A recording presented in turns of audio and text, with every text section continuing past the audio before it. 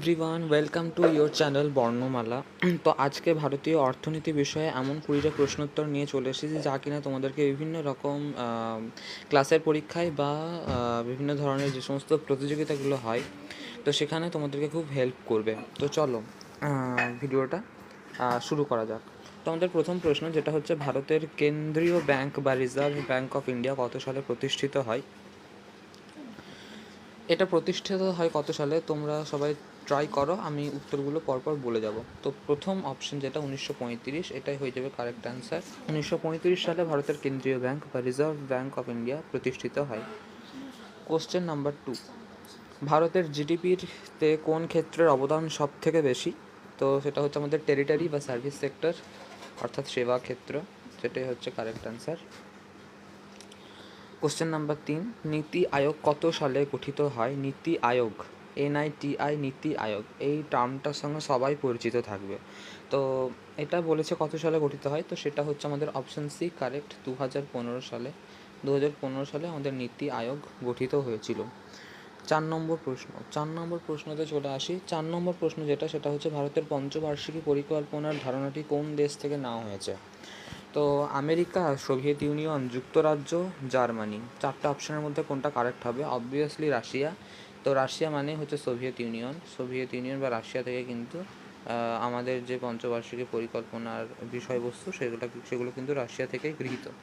আমাদের সংবিধান খুব বড় সংবিধান, তো সেখানে বিভিন্ন ধরনের যে সমস্ত ধারাগুলো রয়েছে সেগুলো বিভিন্ন দেশ থেকে কিন্তু গৃহীত হয়েছে। যেমন প্রধানমন্ত্রীর কনসেপ্টটা কোন দেশ থেকে গৃহীত হয়েছে সেটা যদি কেউ জেনে থাকে তাহলে আমাকে কমেন্টে অ্যান্সার জানাও, যদি কেউ না জানো তাহলে আমি কমেন্টে উত্তর দিয়ে দেবো। ওকে। 5 নম্বর প্রশ্ন, ভারতের কোন পঞ্চবার্ষিকী পরিকল্পনায় গরিবি হাটাও স্লোগানটি দেওয়া হয়েছিল?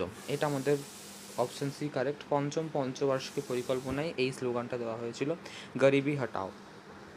আমাদের ষষ্ঠ প্রশ্ন, 6 নং প্রশ্ন যেটা, সেটা হচ্ছে ভারতবর্ষের জিএসটি বা গুডস অ্যান্ড সার্ভিসেস ট্যাক্স কত তারিখ থেকে চালু হয়?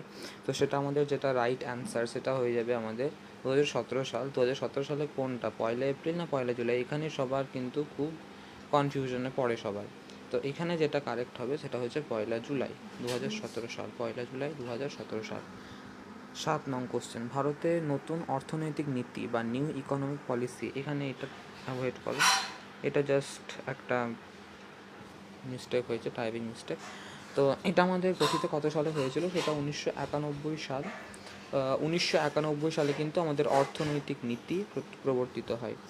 ঠিক আছে। ভারতের 1 টাকার নোটে কার স্বাক্ষর থাকে? এটা সবাই বলবে গভর্নর, কারণ সবাই গভর্নরই জেনারেলি জানে।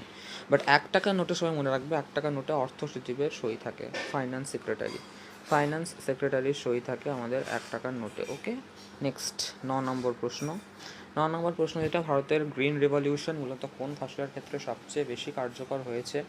গ্রিন রেভলিউশন সেটা হচ্ছে আমাদের গম, নট ধান, ধান কিন্তু নয়, গম। ওকে, গম হচ্ছে correct answer, option B. Next 10 number প্রশ্ন। 10 নম্বর প্রশ্ন হচ্ছে, ভারতের বৃহত্তম বাণিজ্যিক ব্যাংক কোনটি?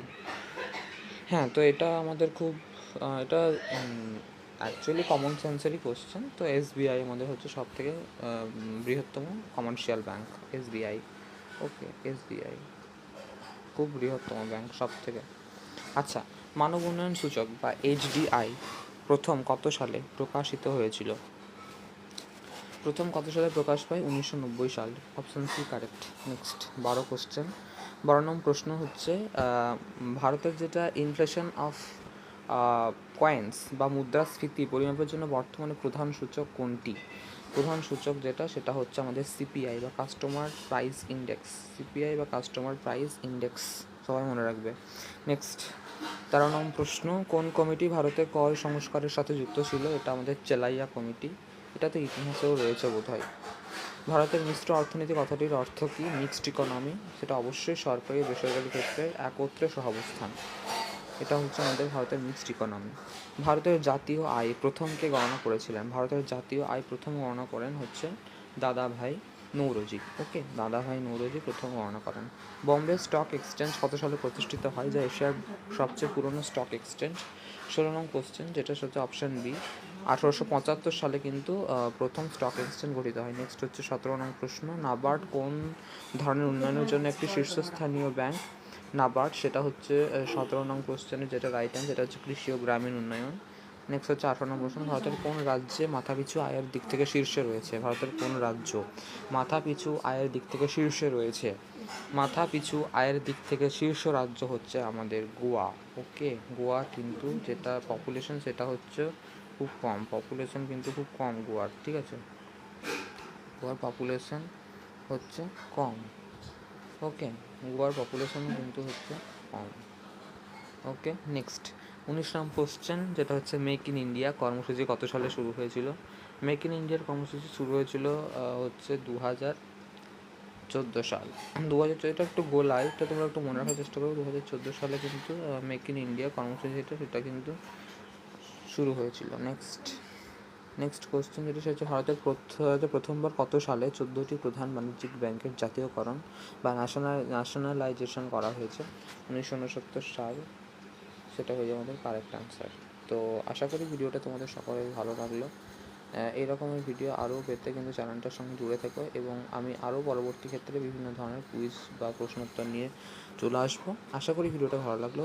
যদি ভিডিওটা ভালো লেগে থাকে তাহলে চ্যানেলটাকে সাবস্ক্রাইব করে দিও, লাইক, কমেন্ট এবং শেয়ার করো, যাতে পরবর্তীকালে আরও ভিডিও এই ধরনের বানানোর জন্য আমি উদ্বুদ্ধ হই। তো থ্যাংক ইউ এভরিওয়ান, টাটা।